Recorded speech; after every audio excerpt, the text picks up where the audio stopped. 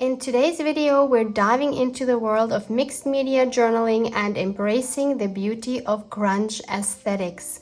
Join me as I guide you through the process of creating a captivating grungy journal page with a handmade photo frame, adding a touch of vintage charm to your artistic endeavors. In this tutorial, we'll explore paint-resist techniques, including distressing, layering, and incorporating texture to achieve that perfect grunge look. I'll also show you how to craft a unique photo frame, elevating your journal page to a whole new level of creativity. So grab your art supplies and prepare to get a little messy. Welcome, it's Barbara from Vienna, Austria. So as my focal point, I'm going to use one of these beautiful photos. This is a paper pack by my dear friend Louise Heinzel. I will link it for you below. You get 10 pages of these square photos in the shape of photo strips. I think they're absolutely gorgeous. And for today's project, I'm going to use this beautiful lady right here. These are printed on a regular copy paper. Next, I would like to make a frame for this, and I'm going to do that using an embossing folder. This is my latest one that I have never tried, so I thought I would try it together with you. It has a number 665754. This is what it looks like. I cut a piece of watercolor paper to fit inside my folder, and I'm going to mist it with some water first. That will help so that it doesn't tear so easily, and I think it also embosses better. Let's put that into our big shot. So I've taken away 2 of the plates, so I only have the big base plate. Then I'll put this at an angle and put my clear plate on top. Oh yeah, this came out beautifully. Perfect. Next, I'm going to add some color to my card, and I'm using a technique I learned watching a video by Louise Heinzel and Marlies from Marley Designs. I will link that for you below for detailed instructions in different versions of the same concept, and it's a paint resist technique. So I chose 3 colors, and I'm going to use sky blue light, buff titanium, and graphite. I'm using my jelly plate. You don't have to use a jelly plate. You can use anything that you could roll some paint on. And I have this little brayer here. So I'll start off with the sky blue light.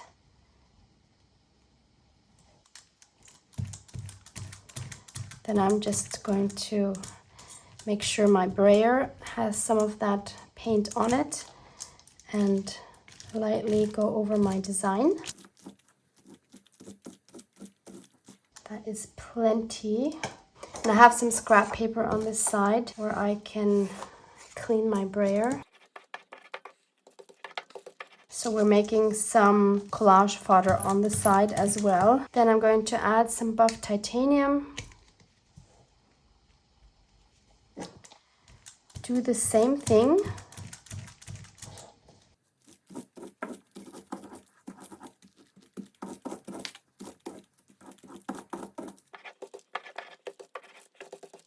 And finally, I'm adding my graphite.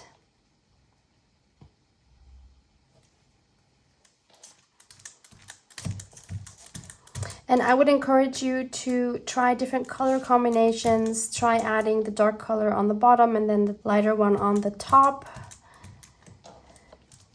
It will always look very different.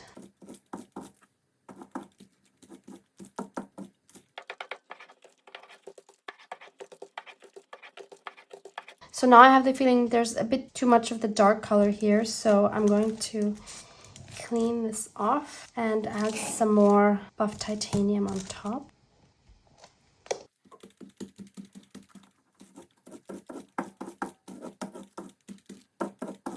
This next step has nothing to do with this card. I just want to add a design here. So I'm just going to Apply some more of the sky blue light on my jelly plate.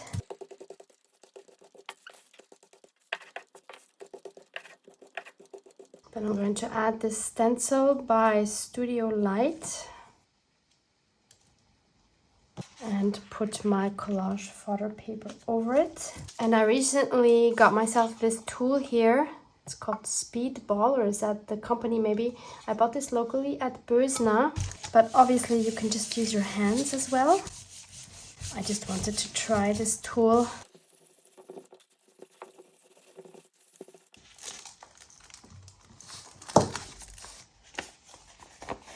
So we have this, which looks pretty cool. And of course we also have this now, which looks amazing, and I'm getting completely sidetracked. But we need to pick this up as well. I let this dry, and now I'll add some buff titanium on top. We'll hopefully pick up the dry paint when we lift it off with our paper. With this I'm going to be quick now, and I want a nice thin transparent layer, and I'm just putting a copy paper on top.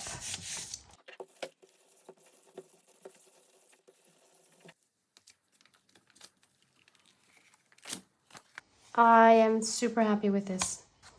Okay, so these are our two byproducts. Getting back to our actual project, the paint here is completely dry, and now we're going to spray some Distress Oxide sprays. You can obviously use other sprays, anything that's water soluble, I would say. And the paint here is going to provide a resist, so we can rub away the oxide spray wherever we have the paint. And wherever we see white now, which is still just the plain watercolor paper, the oxide spray will sink in and stay there. So I chose the colors Walnut Stain, Frayed Burlap, and Weathered Wood. Let me start out with the Weathered Wood.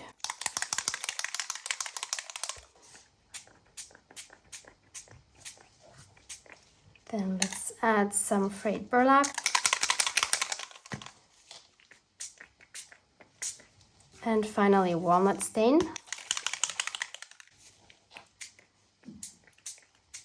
In my case, I want all of the white covered, but you do you.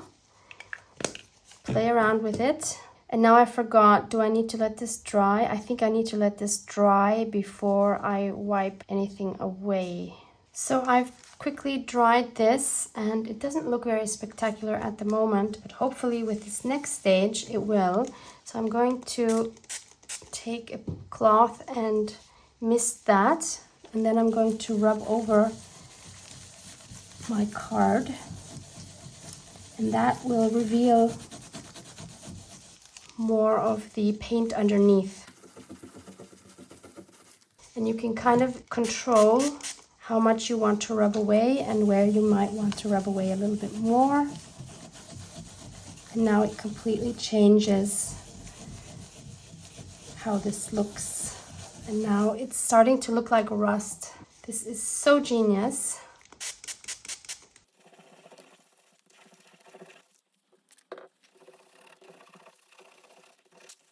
I am super happy with this. Just beautiful. So next I want to make the frame. So I'll turn this around and I'm going to place the photo. Oh, I wanted to have it right at the edge here, but is that, yeah, I think that'll still be wide enough on this side. Well, actually I can just go ahead and cut it on this and on this line. I'll cut off a little bit from the bottom. I want the frame to lay on top of the photo, so I'm going to turn this around and trace the edges. And then I'll take a craft knife and some sort of a ruler and cut a little bit inside of those lines.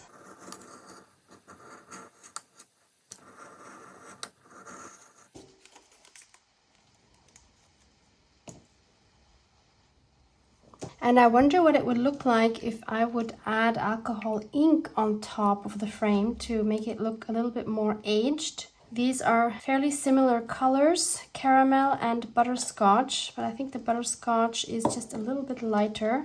Let's try that. Hopefully I'm not going to ruin it now.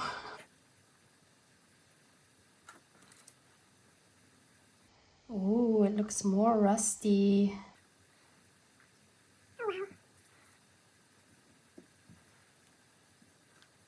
I think that was a good idea. Okay, I'm going to add a little bit of caramel as well. Yeah, this is a bit darker, so I'll only add a little bit. Maybe one more up here.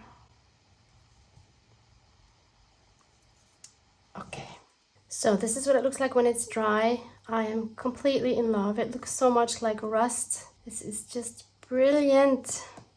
And to make my life easier gluing this in, because I don't have a lot of overlap here, I'm going to first glue this photo onto some cardstock. Leave a bit of an edge and cut around that. And now I can just add some glue onto the white frame and glue my frame on top.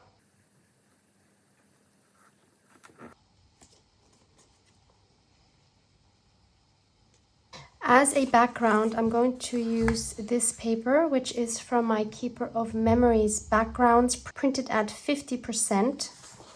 And I have this left over, so I think this would make a good project to use that. And I really like this part up here with the lace, and this here as well. I think that provides a really nice contrast for this photo. And I think I'm going to tear it down a little bit. Probably something like that.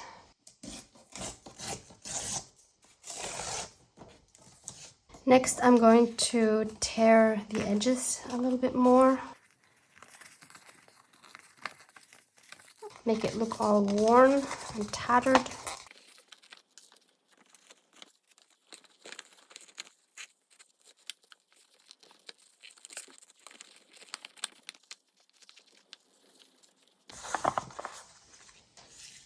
I'll spray the edges with some water and add some walnut stain. Distress Oxide with my nozzle.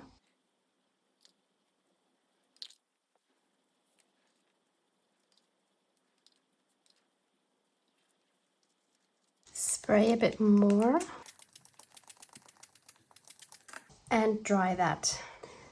This is what we have now. Wonderfully grungy. And I want to add it on this page of my planner, but the background here is a bit plain. So let me wet this. This is very experimental now, never done this. And then I'm going to take my Distress Oxide spray and walnut stain. Let's try it first with the nozzle. I actually didn't have to spray the middle at all. Let's concentrate on the edges. I think this needs to be very wet, just to get some grungy interest there.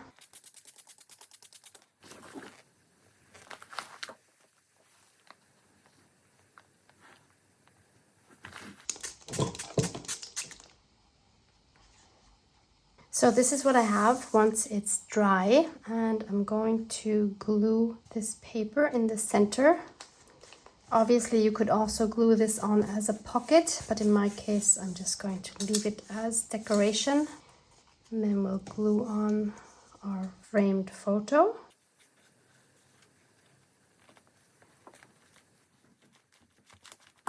And then I want to add some more yellow here because we have it here, and I'm missing a third piece. So I'm going to add this piece of lace. And then I'll add some dried hydrangeas on top.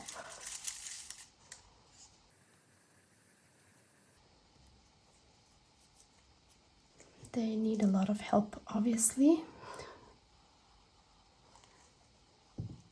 And finally, I'm going to add the sentiment Beauty and Grace. These are Tim Holtz, and I think they're from the Chatterbox stickers. This one is a bit small for my page, but I think the sentiment is so fitting that I'm going to use it anyway. I'll just ink up the edges with my walnut stain again.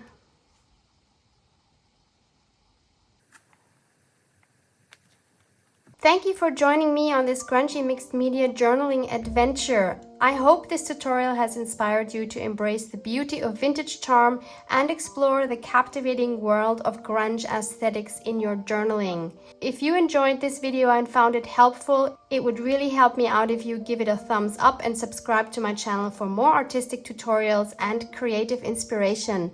Feel free to leave any comments or questions below. I'd love to hear from you. Now go forth and infuse your journal pages with your own unique grungy style. Love you guys. Mwah, mwah.